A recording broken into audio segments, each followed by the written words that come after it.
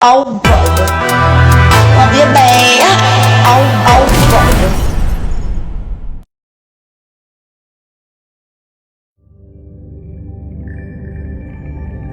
न कोई शीश महल है न कोई ताजमहल है, यादगार मोहब्बत ये प्यार का है मेरा।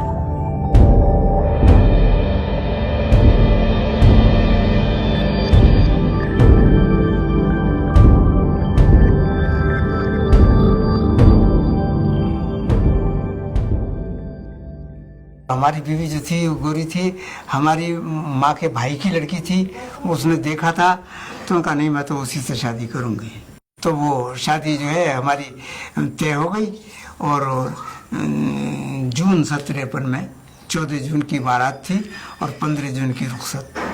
और उसको जब वो शादी होने के बाद वो मेरे साथ गई तो रोटी ठीक से पकाने नहीं आती थी, मैंने पकाना बताया था। फिर वो इतनी बेहतरीन रोटी पकाने लगी थी कि हम तो सवाल ही नहीं है हमारे पकाने का। अब पढ़ने में ये था कि वो कुरान शरीफ तो घर की पढ़ी हुई थी और इसके अलावा हमारे मामू ने कहीं नहीं पढ़ाया। तो हमने उसको उर्दू की जो है छोटी छोटी किताबें लाके, छोटी छोटी कहानियों की किताबें लाके उसे कहानियाँ पढ़नी सिखाई। फिर वो नावल थे, वो जासूसी नावल और रोमानी नावल और कौन से वो ला के हमने पढ़वाए। तो वो पढ़ना जानती थी लेकिन लिखना नहीं जानती थी।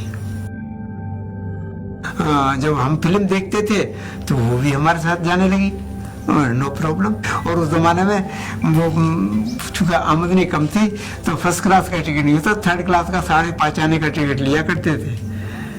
वहाँ अलीगढ़ में तस्वीर महल है एक पुराना सिनेमा हॉल, तो उसमें देखा करते थे तस्वीर फिल्म।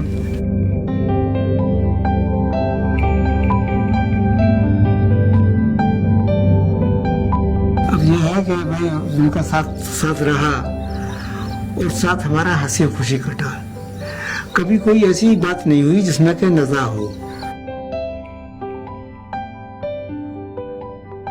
फिर ये था कि जब वो अच्छी थी और बच्चे हमारे हुए नहीं तो कभी उसको एहसास होता था और वो ये कहती थी कि हमारी न्यास पाता तो क्या कोई हमारा जिक्र भी नहीं करेगा, हमारे मरने के बाद कौन हमारा जिक्र करेगा।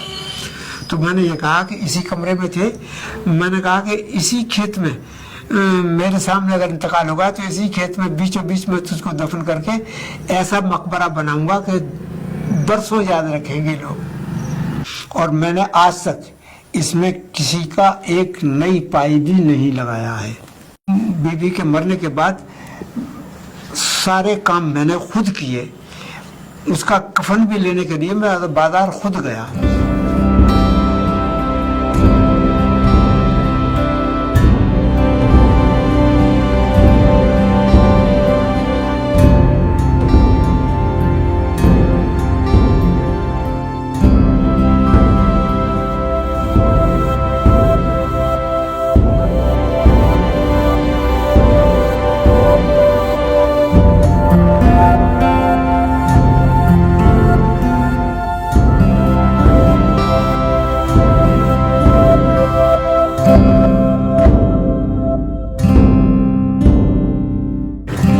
बुनियाद जो है 10 फीट गहरी है और 27 इंच चौड़ी और एक कंक्रीट की है। ये उसके ऊपर ये जो है ये 15 इंच चौड़ी है। अब इसकी हाइट तो अंदाजन यहाँ से 14 या 15 फुट ऊंचा है दीवार।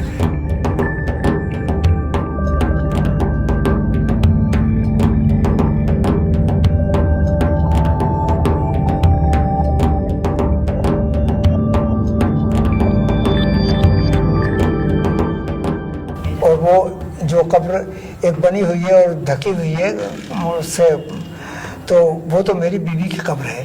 और बाकी जो खाली जगह है वो मैंने अपने लिए छोड़ रखी है कि अगर मेरा इंतकाल हो तो मुझको यही दफन किया जाए।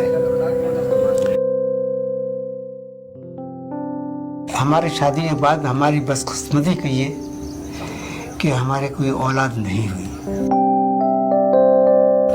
मैंने मेडिकल कॉलेज में दिखाया तो मेडिकल कॉलेज में जो वहाँ थी लेडी डॉक्टर, उन्होंने मुझे बुलाया, तो मुझसे कहा कि इनके वो है रसौली ट्यूमर है उसमें यूट्रस में।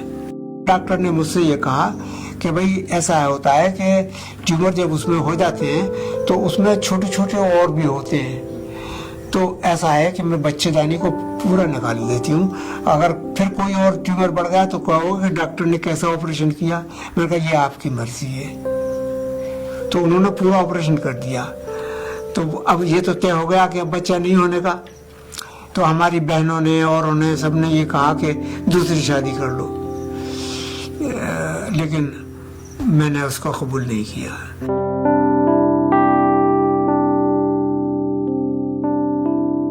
बस एक कसक दिल में रह गई कि मरने से पहले जब उसका दूसरा कैंसर हुआ गले का, उसमें बोलना बंद हो गया, तो वो कुछ कहना चाहती थी मगर हम समझ ना पाए, इशारे उसके समझ ना पाए, जबान से वो कह ना पाई। बस ये कसक है अपने दिल में कि वो क्या कहती थी। मेरे नाखुदा मेरे राह पर, मेरे रहनुमा मेरे हम सफर, लगे जहां से है तू अजीज तर, तू कहां गया मुझे छोड़कर, मेरे शीशे दिल को तोड़कर, तू कहां गया मुझे छोड़कर।